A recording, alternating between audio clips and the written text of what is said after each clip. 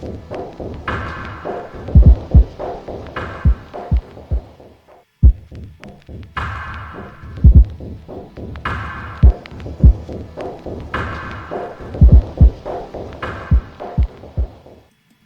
and welcome to Lone Wolf 368. So glad you could join me yet again. Today the topic is building the best $1,000 gaming PC in 2026. Smart or a trap? $1,000. In 2026 that either buys you a serious 1440p gaming machine or a regret-filled box of compromises. With GPU prices stabilising but not exactly cheap, and DDRS now mainstream, the question isn't can you build a £1,000 PC gaming machine, it's whether you should. Today we're breaking down this properly: performance per dollar, upgrade headroom, and whether this budget still makes sense, real world bottlenecks, or if it's quietly becoming a trap. Let's build it. Welcome to Lone Wolf 368 for all your tech, music, and news items. Join the ever-increasing Wolf Pack and be part of the community. The philosophy: at $1,000, every dollar has to work. You're balancing GPU dominance, CPU longevity, platform lifespan, and avoiding hidden costs that destroy value.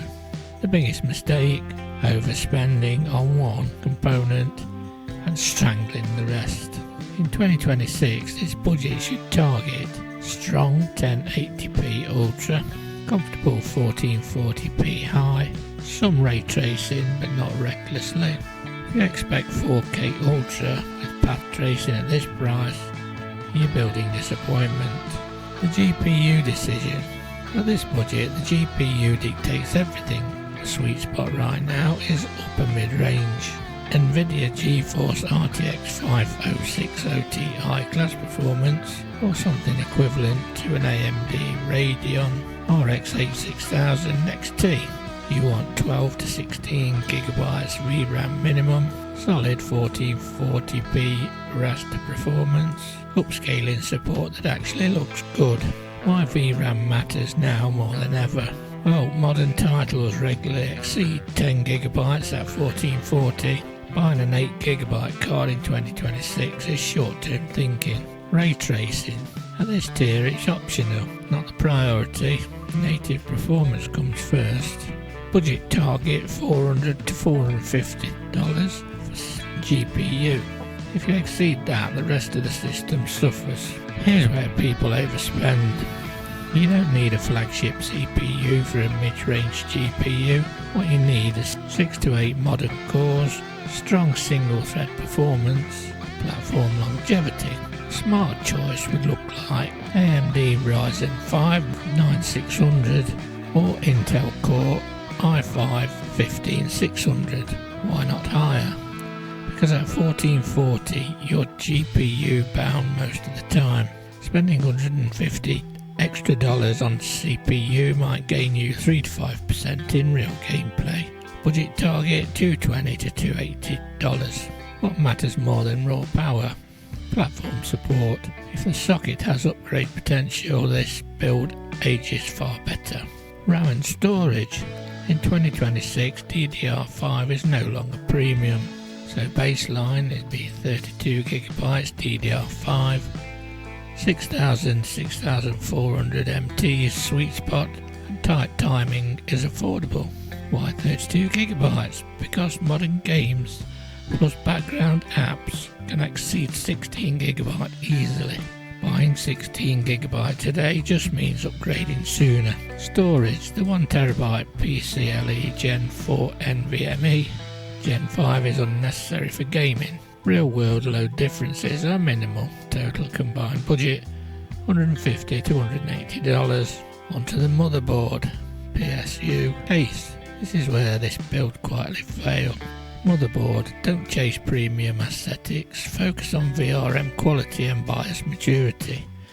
Ensure next gen CPU support. PSU 650 to 750 watt, 80 plus gold, reputable brand, proper transient handling for modern GPUs. Case, airflow, RGB. Thermals, impact boost clocks more than people admit. Total budget 200 to 250 combined. Dollars, that is. What does this actually deliver? You're looking at 1080p Ultra, 120, 180 FPS in optimized titles, 440p high, 7 to 120 FPS depending on engine, ray tracing, playable with upscaling, not always ideal at native, competitive shooters, excellent, poorly optimized AAA open world titles, still frustrating, but that's an industry issue, not your build. So, now the real question, when does $1,000 become a bad idea? It's a trap if you expect high-end ray tracing, you're gaming at 4K, you refuse to use upscaling tech, and you buy parts without upgrade planning.